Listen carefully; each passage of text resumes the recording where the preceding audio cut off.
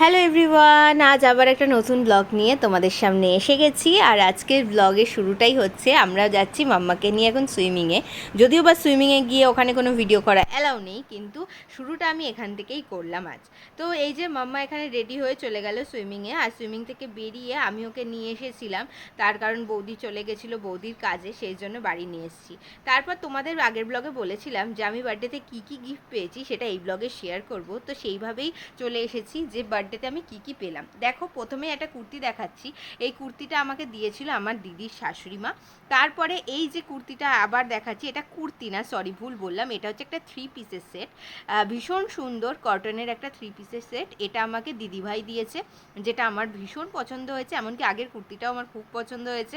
আর এই যে দেখছো এখানে একটা লং ফ্রক আমি বার করেছি, হ্যাঁ, 1 পিস মতন। তো এটা আমাকে আমার বোন দিয়েছে, এটা আমারই পছন্দ করা জিনিস, অনলাইন থেকে অর্ডার করিয়ে দিয়েছিল, তো এসে গেছে। সেটা আমার কাছে বার্থডে দিনই পেয়েছি, জানো, এত লাক আমার।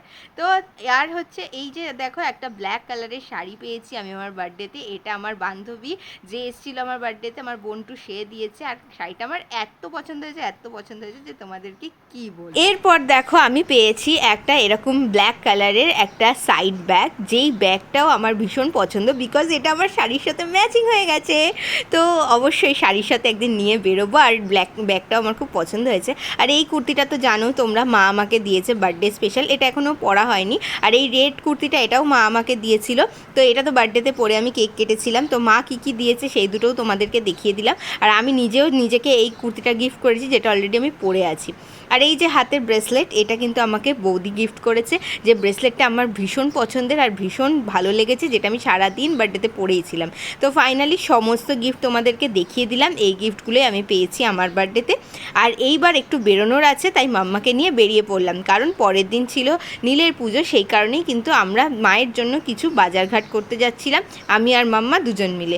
মাম্মাকে বলছি সকাল থেকে মেয়েটা ক্যারাটে ক্লাস করে, সুইমিং করে, আঁকার ক্লাস করে একটুও হাঁপায়নি।